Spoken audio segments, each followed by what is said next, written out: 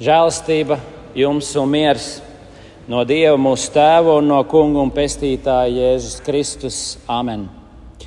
Klausieties vasaras svētku vēsti, kas uzrakstīta Apustuļu darbu grāmatas 1. nodaļā.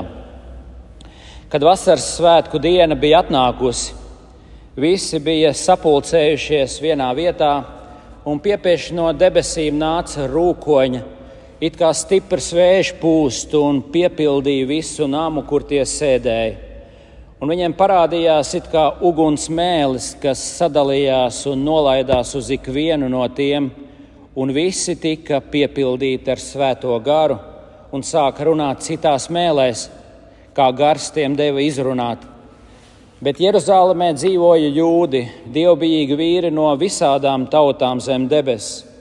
Bet šī balss atskanēja, ļaužu pulks sanāca kopā un izbijās, jo ik viens tos dzirdēja runājams savā valodā.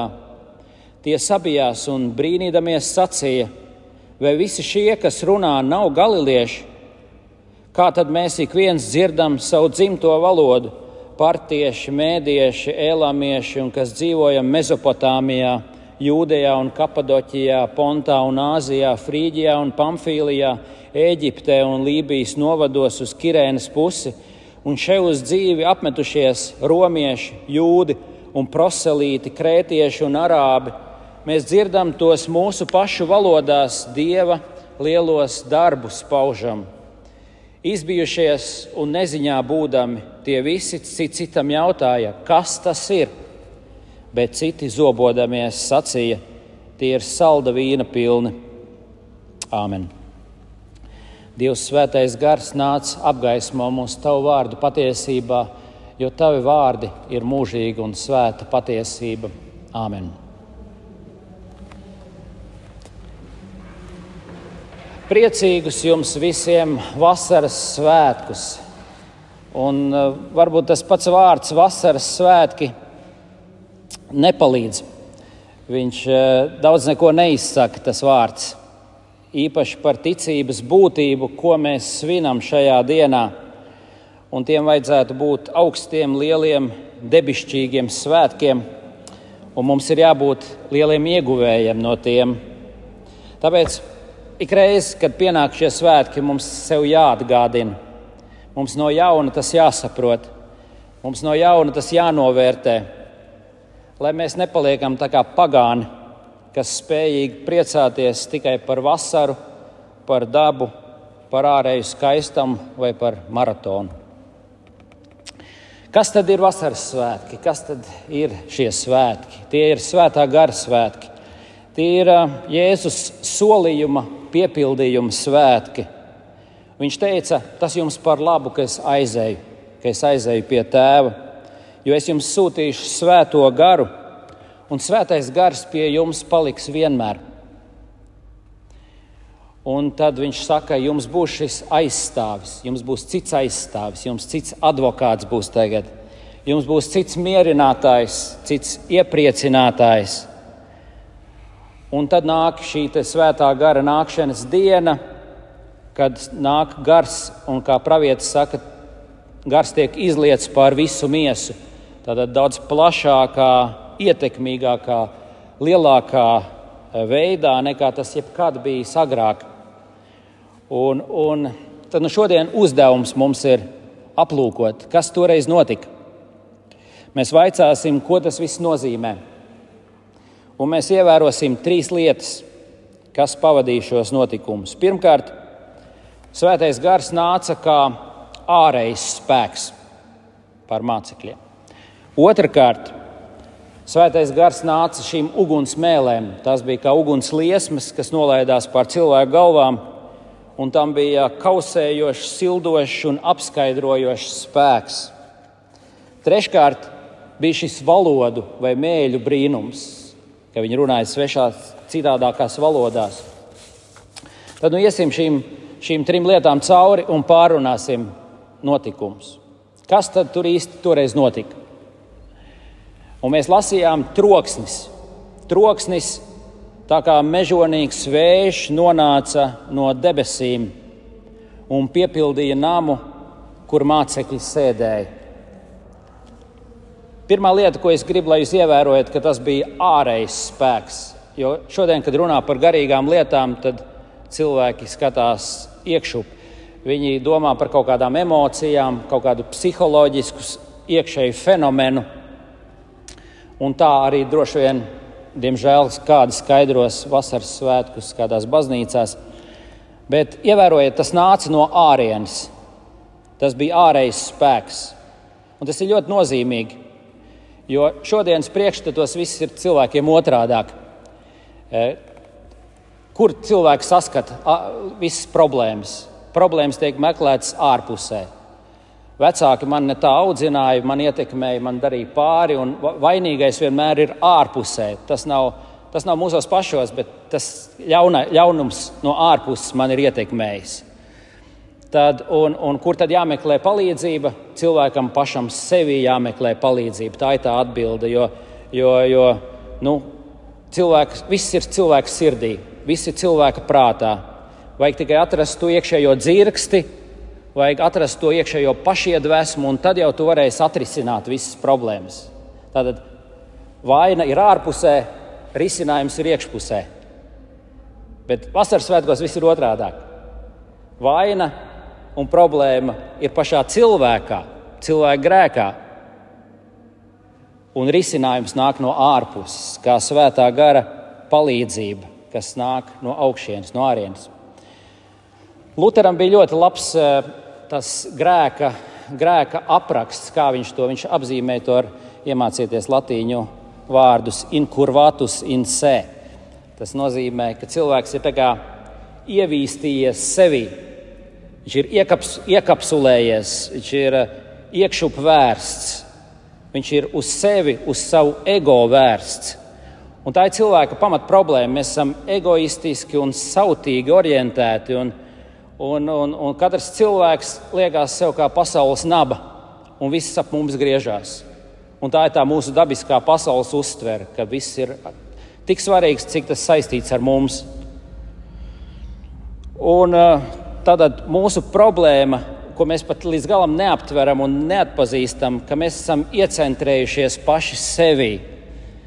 Un šie pašcentrētie cilvēciņi domā, ka viņi ir mazi dieviņi, un kad viņi paši atrisinās visas problēmas. Un šīs mazās pasaules nabas tad arī sadurās savā starpā un dara pāri viens otram un dara šo pasauli nožēlojumu ar savām egocentriskajām rīcībām un dzīvi dara grūti panesam. Tā ir grēka būtība. Mēs esam iecentrēti, incurvatus in se, ievīstījušies sevī.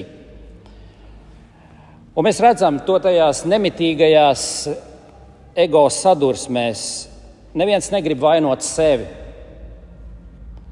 Visi problēmas meklē un atrod citos. Neviens negrib redzēt un sūdzēt savus grēkus, bet visi sūdzās par citu grēkiem. Tādēļ dzīve ir pilna ar vilšanos, un tu cilvēki neatrodi un nesaskati vainas sevī. Un tieši tāpēc mums vajag vasaras svētkus. Vasaras svētki ir tas Dieva lielais spēks, svētā gara spēks, kas izsit mūs laukā no sevis.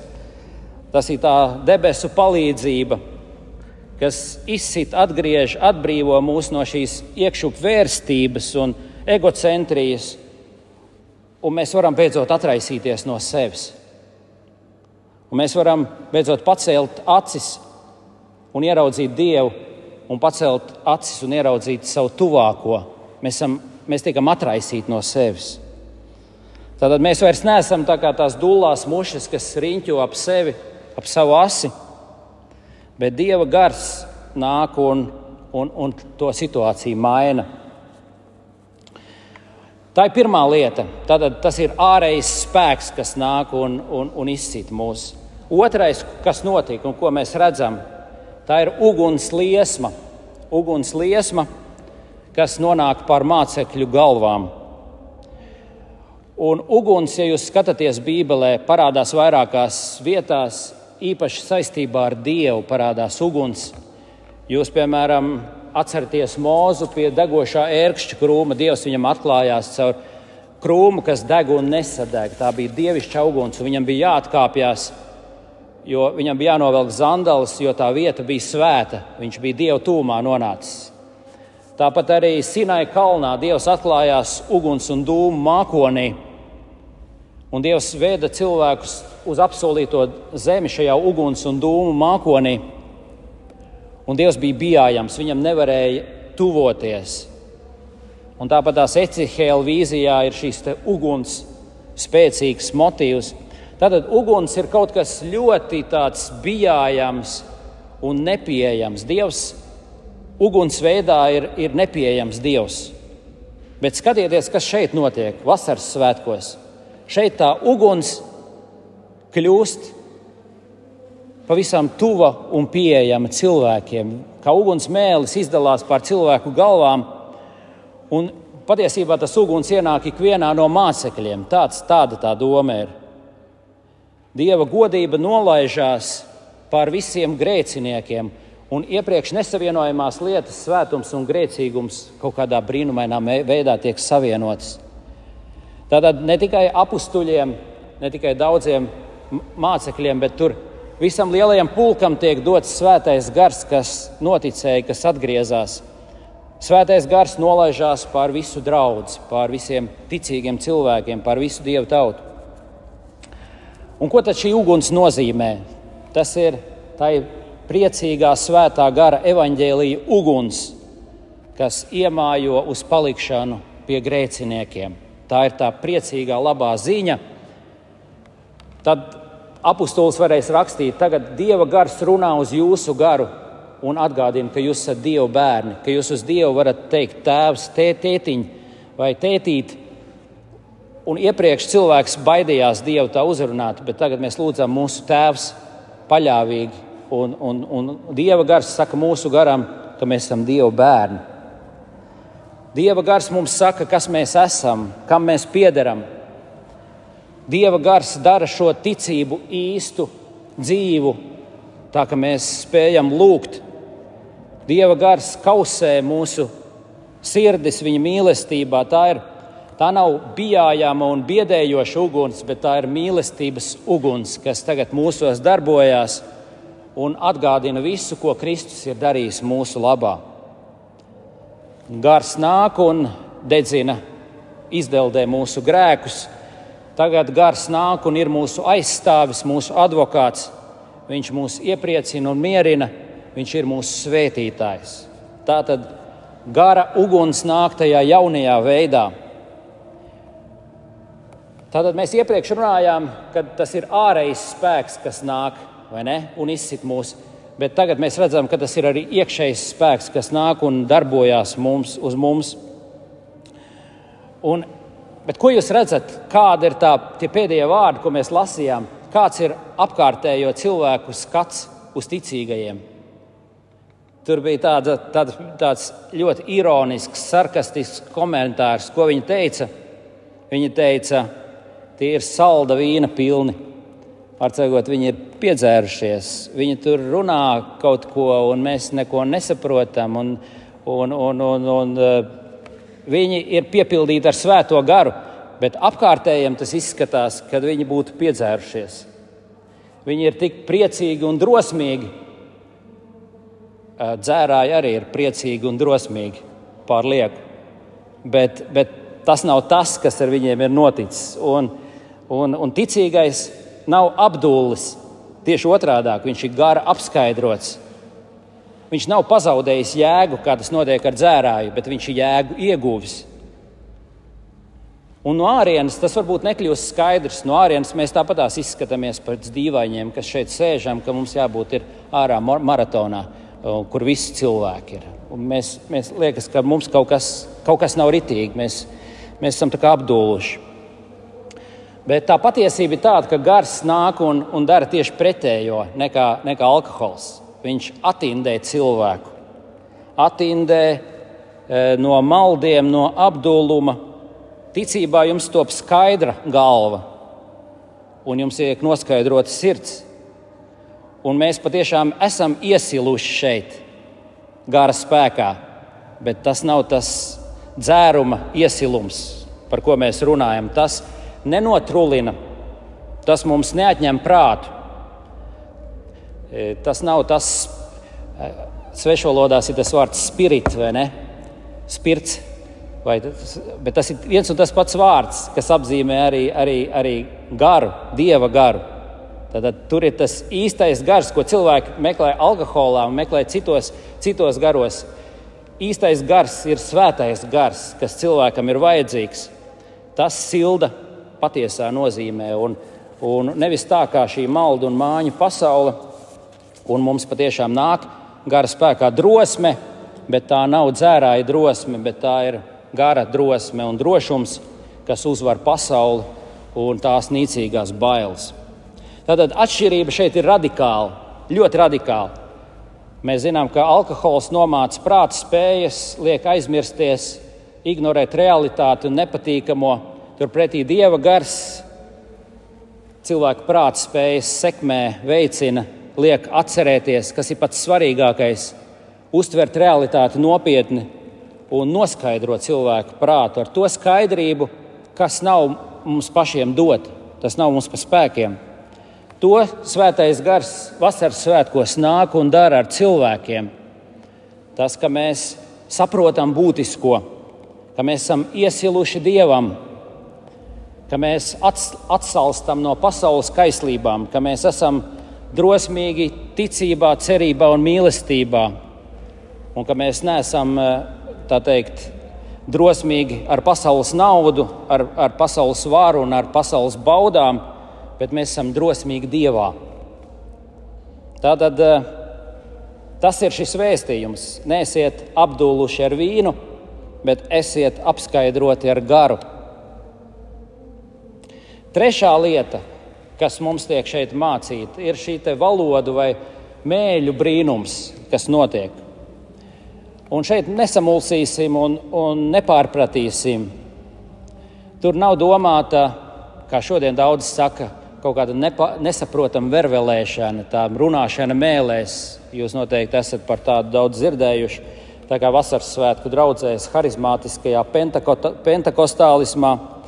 Viņi runāja tiešām svešās valodās, kuras iepriekš nebija mācījušies.